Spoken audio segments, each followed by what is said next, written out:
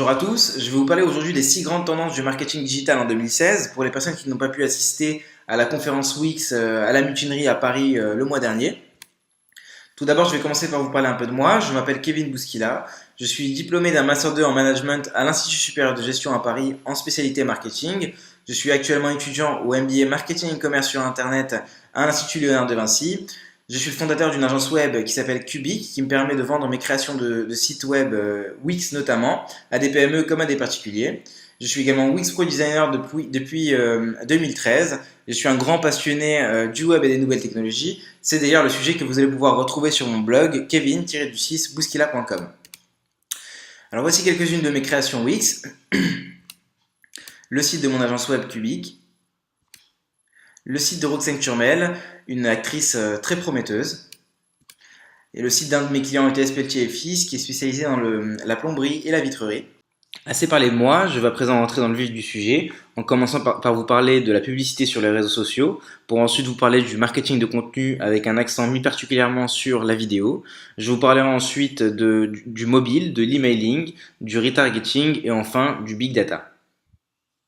Alors pour la publicité sociale, comme vous pouvez le voir sur ce graphique qui représente la part des dépenses publicitaires en fonction du temps passé sur les différents médias, vous pouvez voir ici qu'on passe très peu de notre temps, à savoir 4% de notre temps sur le média presse, donc les médias papier, alors que 18% des dépenses publicitaires y sont consacrées. Donc ici on a un écart énorme, alors que pour la radio, la télévision et Internet, l'écart est beaucoup plus réduit. Pour Internet, on se rend compte depuis une dizaine d'années que c'est plus une mode d'investir sur ce média-là et que c'est devenu une nécessité si l'on veut atteindre notre cible.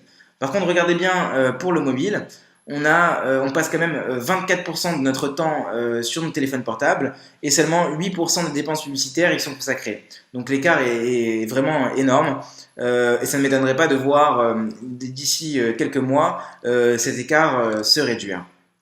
Alors pourquoi je vous parle de ça dans le cadre de la publicité sociale? C'est parce qu'en fait on se connecte de plus en plus aujourd'hui sur les réseaux sociaux à partir de nos téléphones portables. Par exemple pour Facebook on se connecte à 83% à partir de nos téléphones portables. Pour Pinterest c'est du 80%, pour YouTube du 45% et pour Twitter c'est quasiment du 100%. On est plus de 3 milliards d'internautes à travers le monde, on passe énormément de temps sur les réseaux sociaux, à savoir 2 heures par jour dans le monde et environ 1h30 en France, donc c'est assez énorme. Lorsqu'on faisait de la publicité sur Facebook il y a quelques années de cela, on avait la possibilité seulement de générer des likes pour nos pages. Aujourd'hui, on a plus d'une dizaine, voire une douzaine de possibilités. On peut par exemple générer du trafic vers notre site web, on peut inciter les gens à visionner nos vidéos ou encore à télécharger une application mobile. Sur Facebook, on compte près de 2 millions de likes chaque minute, 1,5 milliard d'utilisateurs et 3,3 milliards de dollars ont été générés grâce à la publicité Facebook au premier trimestre 2015. Faudra plus s'étonner non plus de voir de la publicité s'insérer dans notre flux d'actualité Instagram, comme le fait très bien Dapulse. Et depuis le rachat d'Instagram par Facebook en 2012, on a la possibilité de gérer ces campagnes Instagram directement à travers le gestionnaire de publicité Facebook Ads. Sur Instagram, 80 millions de photos sont partagées chaque jour, on compte près de 400 millions d'utilisateurs et 600 millions de dollars ont été générés en 2015 grâce à la publicité. Et on prévoit près de 3 milliards de dollars qui vont être générés d'ici 2017. Pour Pinterest, on dit que Pinterest génère plus de trafic vers des sites web que LinkedIn, Twitter, Tumblr, Google+, réunis. Donc c'est assez énorme. Il est possible de faire de la pub sur Pinterest depuis janvier 2015. On compte près de 14 millions d'articles qui sont épinglés chaque jour sur ce réseau social-là et environ 100 millions d'utilisateurs.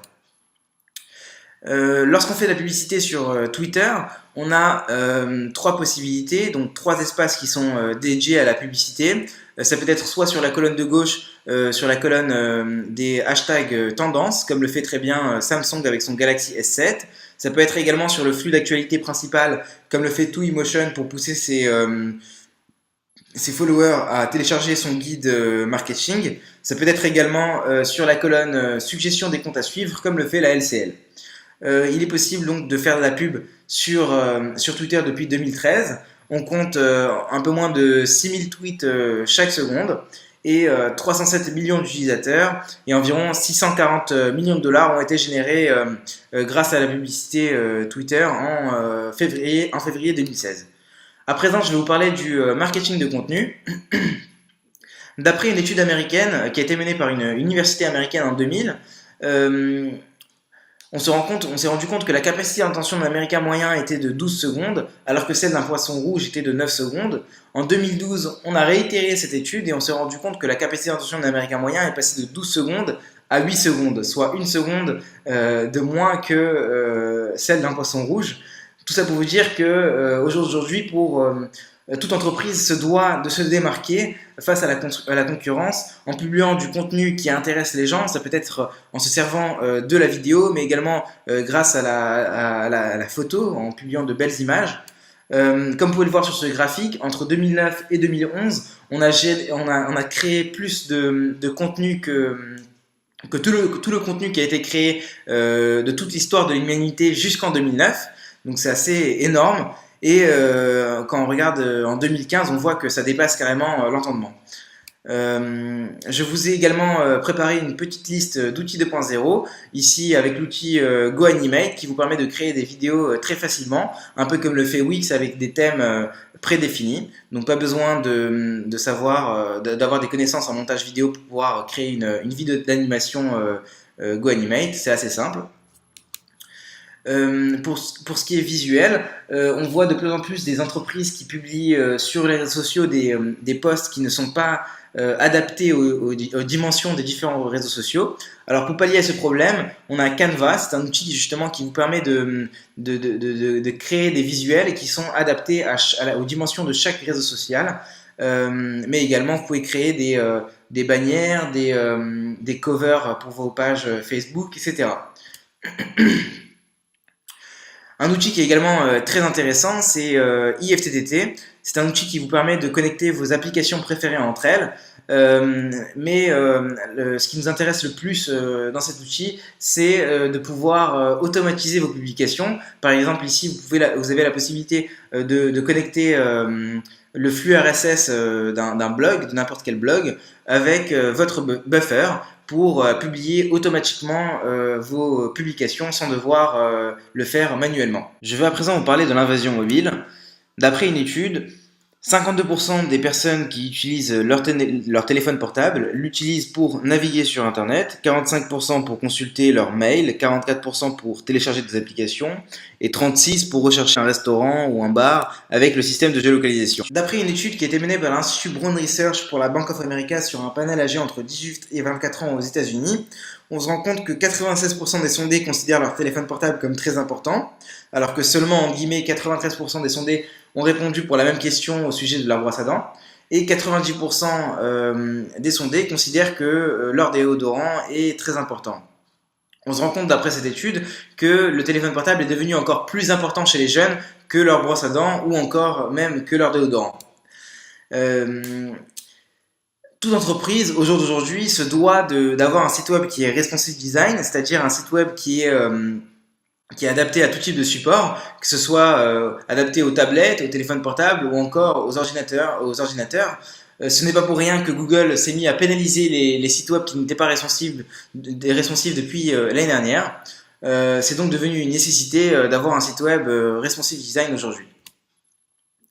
Je ne peux pas parler de marketing mobile sans parler de Bitcoin, puisque aujourd'hui le Bitcoin révolutionne le marketing mobile. Le Bitcoin, c'est en fait un boîtier que l'on va placer à l'entrée d'un magasin ou encore même à l'intérieur du magasin et qui va vous pousser, grâce à la technologie Bluetooth, une offre promotionnelle sur votre téléphone portable.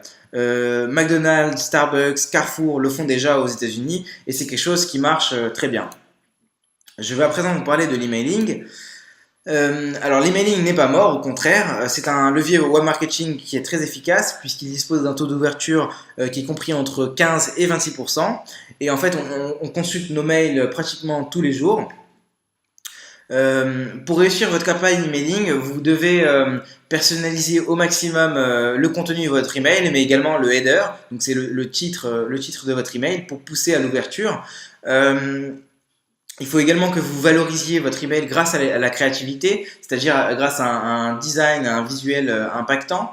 Euh, il faut surtout que votre email soit adapté au téléphone portable. C'est quelque chose que vous pouvez faire très facilement grâce à un outil qui est proposé par Wix, qui s'appelle Wix Shutout. Vous pouvez aujourd'hui, on a la possibilité aujourd'hui d'automatiser le déclenchement des envois de nos emails. Donc c'est quelque chose qui peut être très intéressant. Lorsqu'une personne un internaute va par exemple s'inscrire à votre newsletter, il va pouvoir recevoir un message automatique de bienvenue, ou encore lorsqu'il va acheter un produit, il va recevoir automatiquement un bon de réduction pour ses prochains achats. Donc c'est quelque chose qui peut se faire très facilement grâce à un outil qui s'appelle Smart Action, qui est proposé par Wix. Je vais à présent vous parler de retargeting. Alors d'après une étude, 97% des internautes quittent un site web sans avoir effectué l'action attendue. Quand je parle d'action, ça peut être un achat, ça peut être la création d'un compte ou encore l'inscription à la newsletter. Et 70% des internautes abandonnent leur panier sans même avoir finalisé leurs achats. C'est là où va intervenir le retargeting. Alors comment ça marche le retargeting? C'est lorsqu'un utilisateur va naviguer sur Internet, il va visiter votre site web, Google ou Facebook Ads va générer un cookie sur son ordinateur, il va quitter votre site web pour une raison X ou Y, et là il va visiter un autre site et va apercevoir votre publicité, et c'est là que votre publicité va ramener vos utilisateurs vers votre site web. Vous avez la possibilité de créer des campagnes optimisées pour le retargeting via Google AdWords ou encore Facebook Ads, ce qui va vous laisser une seconde chance de séduire vos prospects. Et en gros, pour quelques centimes par clic, vous aurez la possibilité d'afficher une bannière publicitaire sur des sites partenaires comme Le Bon Coin, Cdiscount, etc. Je vais à présent vous parler du Big Data. Alors, qu'est-ce que le Big Data? Le Big Data, c'est l'analyse de données en masse pour une meilleure connaissance client, donc pour mieux connaître vos clients. Pour les grands acteurs, c'est un travail d'analyse qui peut être très complexe. Par contre, pour les petites entreprises ou les PME, c'est assez simple de collecter les informations dont vous avez besoin sur vos prospects pour savoir d'où ils viennent, qui ils sont, qu'est-ce qu'ils recherchent ou encore quel type de contenu les intéresse. La réponse à toutes ces questions sont nichées dans des outils d'analytics comme Google Analytics, Facebook Insights ou encore Twitter Analytics. L'objectif principal du Big Data, c'est de définir votre cible pour adapter votre stratégie en conséquence, ce qui peut constituer un avantage concurrentiel pour votre entreprise. Voilà, je vous remercie pour votre attention, j'espère que ma présentation vous a plu et je vous dis à très vite pour une prochaine vidéo.